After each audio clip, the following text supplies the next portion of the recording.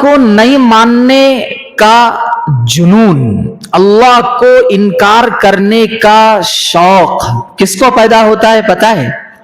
یہ غریب آدمی کو نہیں پیدا ہوتا ہے، یہ وہ آدمی کو نہیں آتا ہے دل و دماغ میں وسوسہ جو روزانہ کی زندگی اپنی گزار رہا ہے، یا پھر یوں سمجھ لیں کہ یہ وہ آدمی کو خیال نہیں آتا جو آدمی اپنی مختصر سی زندگی گزار رہا ہے۔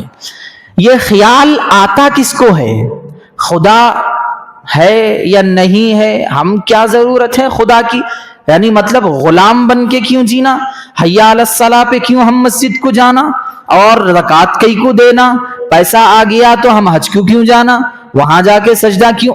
یہ جو تھنگس بنتی جا رہی ہے، یہ جو ہمارا مائنڈ سیٹ ہوتے جا رہا ہے، یہ کیوں ہو رہا ہے؟ پہلی چیز یہ جو ہو رہا ہے اس کی بنیادی وجہ یہ ہے کہ ہمارے پاس اندھا دھن مال آ گیا ہے، ایک چیز۔ اور آپ دیکھیں ایشیا جو ہمارا ہے اس کے اندر آپ کو ایتھیسٹ کم ملیں گے، فرقے بہت ملیں گے، گلی کو ایک فرقہ مل جائے گا، ڈزنٹ میٹر، وہ کبھی بھی سدھر سکتے ہیں، کچھ اپنے پاس ہاتھ کو آ سکتا ہے۔ الحاد، ملحد، ایتھیسٹ، خدا کو نہیں مان کے جینا، کون خدا، کیسا خدا، یہ بولنے والے کون لوگ ہیں؟ یہ وہ لوگ ہیں جن کے پاس سمپتی حدیں پار کر چکی ہے، لیول پار کر چکی ہے، اب سمجھ نہیں آتا ہے۔ آپ کو معلوم ہونا چاہیے، ایک ہے انسان کو اپنی ذات کا غرور، میں ایسا ہٹا کٹا ہوں۔ یہ جملہ اللہ نے اس سے پہلے والی قوموں میں یہ کہا کہ تم تو کہتے تھے ہم سے زیادہ طاقتور کوئی نہیں ہے، ایک پچھاڑ نے سب کو زمین میں سلا کر رکھ دیا تھا۔ کیسے تھے بات ہے؟ اب جان کر حیران ہوں گے، مسجد بنانے تقریباً 2-3 سال لگے ہوں گے، 2-3 سال کمی تھے لگنے، مگر اس میں کام کرنے والے کتنے تھے ہوں گے؟ مان کے چلیے 10-20 مان کر چلیں۔ کیا کوئی بندہ ایسا تھا اس کے اندر کہ اکیلا پتھر لے کے جا کے رکھ دے رہا، اکیلا اپنا کام کر لے رہا؟ نہیں، اس کے لیے کئی واسطے تھے، کئی سبباں تھے اس کو پوری بلڈنگ ٹھہرا کرنے کے لیے۔ مگر یارو، دوستو، بزرگو، یہ جو قوم گزری ہے نا، پچھلی قومیں، یہ ہاتھوں سے گھریں تراشتی تھی، پہاڑ تراش کر گھر بنا لیتی تھی، ایسی قوم تھی۔ وہ کہتی تھی اشد منا قوہ، ہم سے بھی کوئی طاقتور ہو سکتا۔ اللہ نے ایسی پچھاڑ ماری ہے نا، آج بھی ان کے نمونے نہیں ملتے کہیں بھی ہم کو، یہ حالت کر کے رکھتی۔ تو یہ ہے ذات کا غرور، ہم سے بڑا۔ ایک ہے انسان کے عقل کا غرور۔ کیا کہتی تھی قوم سبا؟ ارے ہمارے پاس تو پوری دنیا کے باغات پڑے ہوئے ہیں، ہمارے پاس تو ہماری عقلیں اتنی آگے کی ہیں، آگے آنے والی قوم تو یہ عقل پا ہی نہیں سکتی۔ اللہ نے عقلوں پر ہی اٹیک کر کر ختم کر دیا۔ ایک ہوتا ہے مال و دولت کا غرور، پہچانتے قارون کو، پہچانتے حامان کو، پہچانتے شداد کو، فرعون کو جانتے؟ ہزاروں سال سر میں درد نہیں ہوا۔ ایسا بندہ بھی گزرا ہے خدا کا دنیا میں جس کو گھمنڈ تھا پیسوں کا، جس کو بہت زیادہ اترانا تھا اپنی مال و دولت پر، اللہ آج تک زمین میں دھسا رہی، اور عبرت کے لیے تو ان کے سرکار کو میوزیم میں ہی پٹک کر رکھ دی، ختم۔ تو میرے بھائیوں، اگر کسی بندے کے اندر غلامیت، عبدیت، اپنے آپ کو سرنڈر کرنے کا، سب کے سامنے کی نہیں، اللہ کے سامنے سرنڈر کرنے کا جذبہ ختم، سمجھ جائیے اس کی زندگی کا زوال یعنی ڈاؤن فال شروع وہیں سے۔ تو بھائیوں، یہ میں مختصر سی بات بتایا جو ہمارے معاشرے کے اندر خدا کو نہیں ماننے والوں کی جو آغاز ہوتا ہے۔ یہاں سے وہ لوگ کیا کرتے ہیں؟ نہیں ماننا ان کے اندر بھی نہیں پایا جاتا، بلکہ ان کے لیے دنیا کی رنگیلیاں ایسی لگا دی جاتی ہے، دنیا اتنی پیاری سجا دی جاتی ہے ان کے سامنے، دنیا اتنی کلیئر کر کر رکھ دی جاتی ہے ان کے سامنے، ہاں بولتے ہی ان کے سامنے ان کی خواہش کی گئی چیز کو سامنے لا کر رکھ دیا جاتا ہے۔ شراب یوں آ کر رکھ دی جاتی ہے جو دنیا کی سب سے ورلڈ فیمس شراب ہوتی ہے، یا پھر اگر وہ ہاں کہہ دیتے ہیں تو دنیا کی مس کوئین آ کر ان کے سامنے ٹھہر جاتی ہے، اور ہاں کہتے ہی بڑے بڑے پرائیویٹ جیٹس ان کی قدموں میں پڑ جاتے ہیں، سونے چاندی کے انبار لگ جاتے ہیں۔ ایسے بندے کے ذہن میں اب یہ آتا ہے میں ہی جب اتنا بڑا وہ ہوں، اتنا بڑا مالدار ہوں، اتنا بڑا امیر کھرب پتی ہوں، اب مجھے اس رب کے سامنے جھکنے کا کیا مقصد ہے؟ اب مجھے اس رب کے سامنے جھکنے کا کیا وہ ہے؟ جب ان کے سامنے جا کر یہ سمجھاتے ہیں کہ ایک اکیلا اللہ ہے، اس کی مان کر چلنا، فلاں چلنا، وہ کہے گا کہ وہ رب کیا کیا دیتا ہے تم کو؟ وہ یہی کہتے ہیں کہ وہی زندگی جلاتا ہے، وہی زندگی مارتا ہے۔ حضرت ابراہیم علیہ السلام نے جب کہا تھا نمرود کو، اس نے کیا کہا تھا؟ ایسا ہے تمہارا رب؟ ٹھہریے، ایک کو بلایا جس نے کوئی گناہ نہیں کیا تھا، اس کی جان مار دی، جس نے گناہ کیا تھا اس کو بلایا، اس کو چھوڑ دیا۔ کہا کہ تمہارا رب تو یہی کرتا ہے نا، کسی کو جان دیتا ہے، کسی کو بخش دیتا ہے، تو میں بھی کر دیا یہ کام۔ تو فوراً حضرت ابراہیم کے دل میں اللہ نے یہ بات ڈال دیا، ابراہیم کہو فَأْتِ بِهَا مِنَ الْمَشْرِقِ۔ اب ذرا سورج کہاں سے نکلتا؟ مشرق سے نکل کر مغرب میں ڈوبتا۔ اب اس کو کہنے لگے حضرت ابراہیم تھوڑا آپ ایک کام کیجئے، جہاں سے نکلتا ہے وہاں ڈبا کر بتائیے اب، یا پھر ایک دن کے واسطے آج بارش کر کر بتائیے۔ تو فَبُهِتَ الَّذِي كَفَرَ، اس کے دل کے اندر ہیبت شروع ہو گئی، ارے یہ تو میرے سے نہیں ہو سکتا۔ جب عقل آئی، یہ کہنے لگا ہاں اللہ نے جتنا فری ول انسان کو دیا ہے میں اتنا ہی کر سکتا ہوں، یعنی کمپلیٹلی فری ول اللہ نے کسی کو نہیں دیا ہے۔ تھوڑا جائیں آپ شاد نگر کی دھوپ کو ذرا کم کر کر بتائیں، تیز ہو رہی ہے، آپ نہیں کریں گے؟ رات تک ایک بوندا بوندی بارش کر کر بتائیں، آپ نہیں کر کر بتائیں گے؟ یہ تو اللہ اپنے مخصوص بندے کو ہاتھوں میں دیا ہے یہ کام۔ وہ بھی فرشتے ہیں، وہ بھی اپنے فری ول پہ نہیں کرتے ہیں، اللہ کے حکم پہ کرتے ہیں، کب بارش برسانا ہے، کب کیا کرنا ہے۔ تو میرے بھائیوں، بتانے کا مقصد یہ ہے، جو قوم، جو کنٹریز، جو ویسٹرن کلچرز نے یہ کہا تھا کہ عورتوں کو آزادی دو، عورتوں کو سب سے زیادہ اگر کوئی باندھی بنایا ہے، عورتوں کو اگر کسی نے گھروں کی چہار دیواری میں بند کیا ہے، وہ مذہب اسلام، یہ انہوں نے کہا تھا۔ تو ہمارے وہ لوگ جو ان کے اس بات کو محبت سے لیے تھے، یہ سوچنے لگے کیا حقیقت میں مذہب اسلام نے عورتوں کو جکڑ کر رکھا ہے؟ کیا عورتوں کو حقیقت میں قید میں بنا کر رکھا ہے؟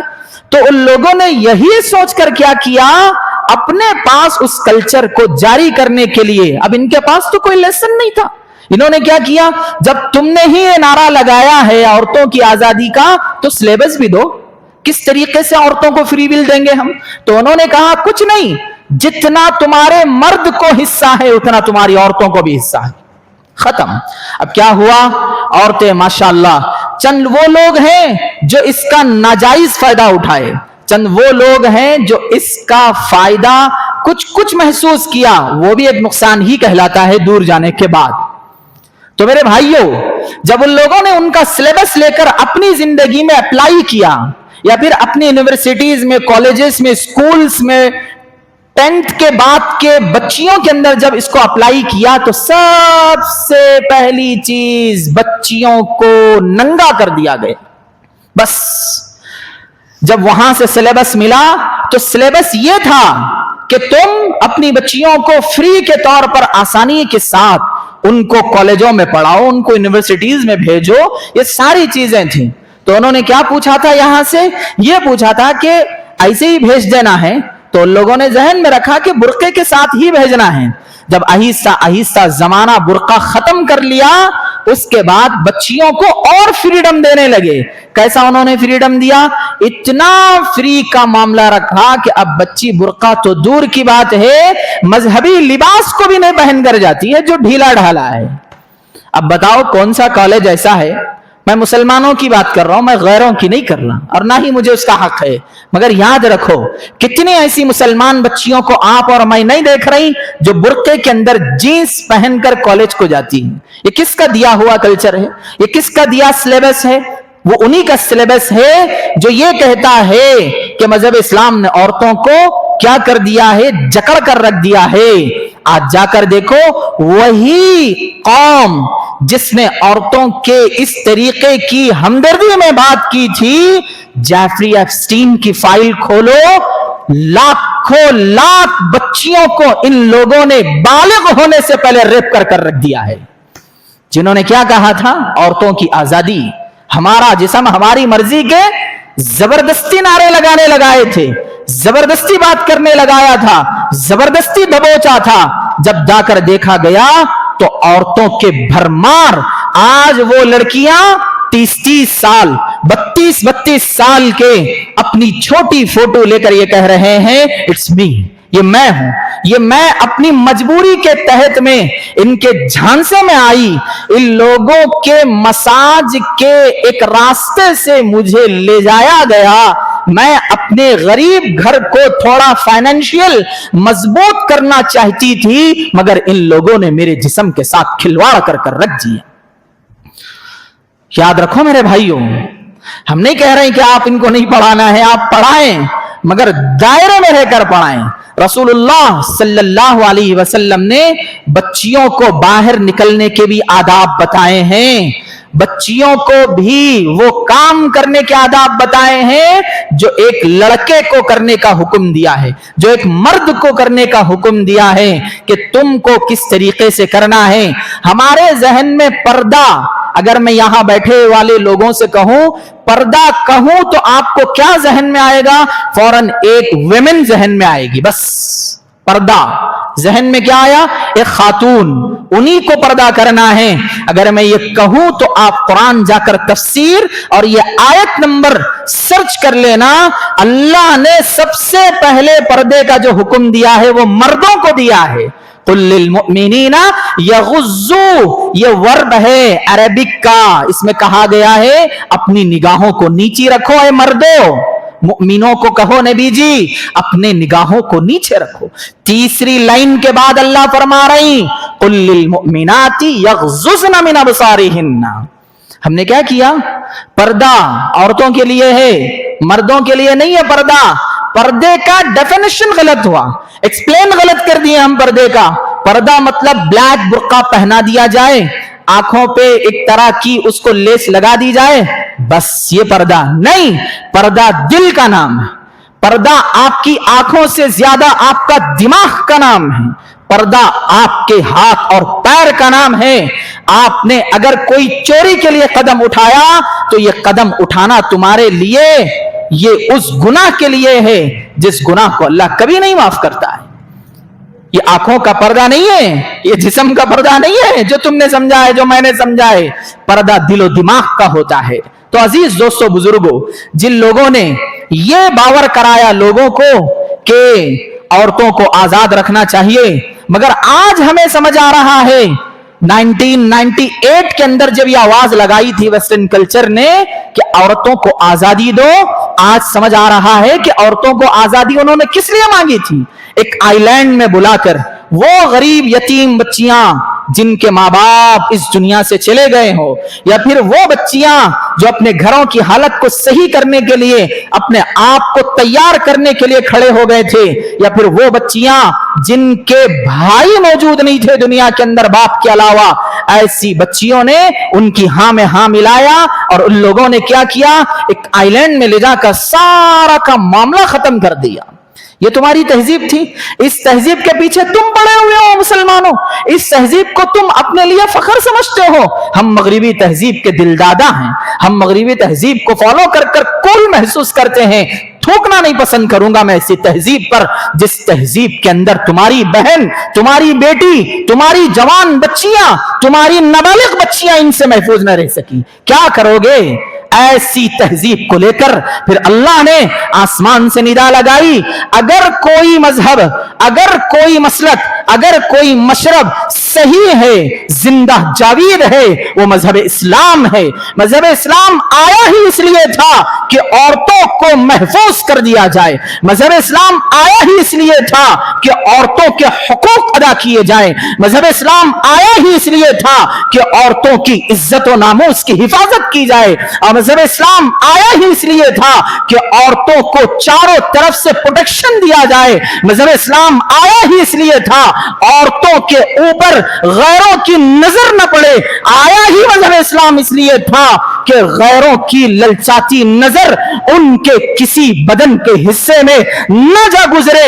مگر میرے بھائیوں، ہم نے مذہب اسلام کو سرواناش کیا، ہم نے مذہب اسلام کو ستیاناش کیا، ہم نے مذہب اسلام کو مغربی تہذیب کی دلدل میں لایا، ہم نے مذہب اسلام کو ان کتے امریکی تہذیب پر لا کر ہماری بچیوں کو ہم نے کالج کے اندر ایسا بھیجا، ایسا ان کو اس کی طرف للچایا، ایسا ان کی طرف میں اندر ڈال دیا کہ عورتیں بھی سب کچھ کر سکتی ہے، جو مرد کر سکتا ہے وہ عورت بھی کر سکتی ہے۔ تو لو، آج تمہاری بیٹی، آج تمہاری ماں، آج تمہاری نوجوان بہنیں آج کسی کالج کے اندر محفوظ رہی ہے، آج تمہاری بہن بیٹی کے ننگے جنازے اٹھائے جا رہے ہیں۔ جس مغربی تہذیب کو تم نے اپنے سینے لگایا تھا، وہ مغربی تہذیب کی جیفری ایپسٹین نامی فائلز نے تمہاری بہن بیٹیوں کو چھیتڑے اڑا کر رکھ دیا ہے۔ کون پرسان حال ہے؟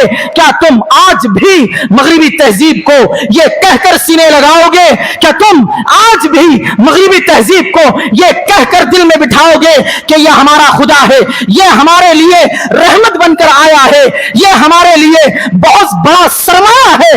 ٹھوکنا پسند نہ کرو میرے بھائیوں، سمجھو اس کو، مذہب اسلام جتنی پیاری چیز ہے اللہ نے کسی اور مذہب کے اندر نہیں رکھا ہے۔ ہمارے اندر کمزوری آ گئی، ہمارے اندر بزدلی آ گئی، ہمارے اندر چاٹنے کی صفت آ گئی، ہمارے اندر للچاتی نظریں پھیرنے کی طاقت آ گئی، جس کی وجہ سے عورتوں کے جسم ہمارے پاس سستے ہونے لگ گئے۔ آج ہمارے پاس، میں نہیں کہتا مذہب اسلام نے عورتوں کو باہر نکلنے سے منع کیا تھا، جس کی وجہ سے عورتیں چھپ چھپ کر اپنا جسم بیچ کر اپنی زندگی گزار رہی ہے۔ نہیں، آپ کی عورتیں گھر میں رہ کر وہ سب کام کر سکتی ہے جس کے ذریعے سے ایک گھر پل سکتا ہے، ایک گھر چل سکتا ہے، ایک گھر کے اندر جوان بیٹے کی تربیت کے ساتھ، جوان بیٹی کی تربیت کے ساتھ تمہارے گھر کے چار چاند لگ سکتے ہیں۔ نہیں، مگر ہم نے کیا کیا؟ نائٹ شفٹ کے نام پر اپنی بچیوں کو، ان کی عزتوں کو، ان کے ناموس کو، ان کی پرواہ کیے بغیر ان کو داؤ پر لگا دیا۔ آج جا کر دیکھو کتنی ایسی بچیاں جو ماں باپ کے چنگل سے محض اس لیے نکل رہی ہیں کہ تم کیا ہم کو کما کر دیے ہو، ہم اپنی دنیا یہاں سے دیکھ لیں گے۔ ٹھیک ہے، تم دیکھ رہے ہو دنیا، مگر چند دن کے بعد تمہاری بہن یا پھر تمہاری جوان بچیاں کسی غیر کے بستر پر، پھر اس کے علاوہ کسی کچرے کے کوڑے دان کے پاس، یا پھر کسی کوڑے کے کچروں کے، یا پھر اس کے علاوہ روڈ پر زندہ لاش پڑی ہوئی مل رہی ہے، اس کا احساس نہیں ہے؟ کیا کیوں ختم ہوا؟ مذہب اسلام نہ ہم نے پڑھا، نہ ہماری یہ بچیوں کو ہم نے پڑھایا، جس کی وجہ سے آج یہ دن دیکھنا پڑ رہا ہے۔ میرے عزیز دوستو بزرگوں، اس کو سمجھنے کی ضرورت ہے۔ اس کو ہم کیسا سمجھیں؟ سب سے پہلی چیز، مذہب اسلام کا مطالعہ کریں، علماء کی نگرانی میں رہیں۔ وہ تو اللہ جزائے خیر دے، وہ خاتون کو اللہ اس کو ہدایت کاملہ نصیب فرمائے جس نے اس جیفری ایپسٹین فائل کا مکمل ایکسپوز کر کے رکھ دیا، سلام ہے۔ مگر وہ کون خاتون ہے؟ ایک یہودی، ایک عیسائی جو اللہ پر یقین نہیں رکھنے والی، اس نے دنیا کو یہ اعلان کر کر رکھ دیا کہ یہ جسم کے درندے بھوکے تمہاری بہن بیٹی کو آزادی کے نام پر نوچ رہے ہیں، آزادی کے نام پر کھلواڑ کر رہے ہیں۔ आजादी के नाम पर इनके जिस्म के हिस्से की तहस नहस कर रहे हैं। आज 30, 24, 25 साल के बाद आज वो केस खुला तो वो बड़े बड़े बिलियनर, वो बड़े बड़े सूरमा, वो बड़े बड़े हुकूमत के कारिंदे, वो बड़े बड़े पाए के बड़े बड़े लोग जिनकी इक्तदा, जिनका नाम लेने पे आपने फख्र किया था, आज वो सारे के सारे एक ही हमाम के नंगे निकले। कल क़यामत में भी यही होने वाला है। जिसको आज हमने बहुत बड़ा समझ कर रखा है, वो कल क़यामत में हमारी आंखों से नहीं बचने वाले। मेरे अजीज दोस्तों, मैं इस उन्वान को यहां खत्म करता हूं, मगर याद रखो उन्वान के दो रुख हैं। पहला रुख यह है कि मजहब इस्लाम को समझो, मजहब इस्लाम को समझकर अपनी औरतों को हुकूक दो। और दूसरी चीज, मजहब इस्लाम को नहीं समझोगे, मजहब इस्लाम को फॉलो नहीं करोगे, अल्लाह की इज्जत व जलाल की कसम, आज से 10 साल के बाद हमारी बहन बेटियों के साथ हिंदुस्तान में वही कल्चर लौट आएगा। फिर हमारे नवा परपोतरे उसको देखेंगे कि हमारे खानवादों के साथ क्या क्या खिलवाड़ किया गया था। इसीलिए अभी भी वक्त है, अपनी फूल जैसी बच्चियों को या फिर अपनी औलाद को सीने से लगाओ। ये सीने से लगाने की चीज है। अगर हाँ इनको कोई तालीम दिलाना चाहते हो, पूरे प्रोटोकॉल में दिलाओ, इनको पूरी नजर रखकर दिलाओ कि ये कहां जा रहे हैं, ये इनके अंदर कहां का जज्बा पैदा हो रहा है। कल को ये अपने अंदर की हवस, ये कल को अपने अंदर की प्यास ये गैर बुझाएंगे, उस वक्त तुम्हारे रोने का कोई मकाम हमारे सामने काबिल कबूल नहीं होगा। तुम्हारा उस वक्त का रोना हमारे सामने ये मगरमच्छ की आंखों की तरह होगा। इससे पहले पहले हम ये आगाह कर रहे हैं कि मगरिबी तहजीब पर अपनी औलाद को न चलाओ, चलाना है उससे आगे जाओ। मोहम्मद सल्लल्लाहु अलैहि वसल्लम के तालीमात के फॉलोअर्स बनाओ, बनाएंगे इंशाअल्लाह। मेरे भाइयों, तीसरी चीज जो बुनियादी है वो ये है कि यहां हम अपनी जिंदगी को खिलवाड़ बनाने नहीं आए हैं।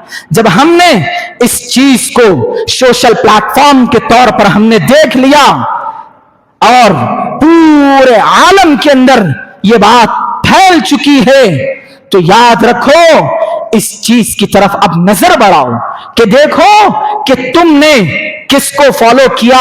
और उन बच्चियों को भी मेरा साफ ऐलान है, जो तुमने मेरा जिस्म मेरी मर्जी का जो तुमने नारा लगाया, जिसका दिया हुआ सिलेबस तुमने उठाया, जिसका दिया हुआ कल्चर तुमने गले में हार की तरह पहना, जिसका दिया हुआ सब्जेक्ट तुमने बड़े प्यार से निगल लिया, आज वही तुम्हारे सिलेबस देने वाले, वही तुम्हारे मगरिबी कल्चर के दिलदादा आज तुम्हारी आंख में आंख मिलाने के काबिल नहीं है। तो यकीन जानो मेरे भाइयों कि वो आज तक अच्छा हुआ आंख उसने खोल दी। अब मेरी बहनों के लिए, अब मेरे भाइयों के लिए ये अदबन गुजारिश है कि हम भी अब आंख खोल कर किसकी तालीम को फॉलो करना है सोचे। यकीन अभी इत्मीनान रखें, इंशाअल्लाह अभी बहुत जल्द ऐसे ऐसे मोमेंट्स आने वाले हैं, पूरी दुनिया को दिखाए जाएंगे, जो मोमेंट के अंदर अल्लाह के रसूल का दीन बुलंद रहेगा। ये गैर के कल्चर इनके पैर के नीचे आने से भी शर्माएंगे इंशाअल्लाह। मैं अपनी बात को इसी बात पर खत्म करता हूं। मैं अल्लाह से दुआ करता हूं कि अल्लाह ताला हम तमाम को सही तालीमात को फॉलो कर कर अपना एक शेख, अपना एक आलिम दीन, अपना एक रहबर चुनकर अपनी जिंदगी गुजारने की तौफीक नसीब फरमाए।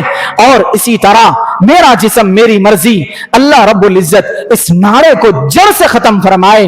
व आखिरु दावाना अनिल हम्दुलिल्लाहि रब्बिल आलमीन।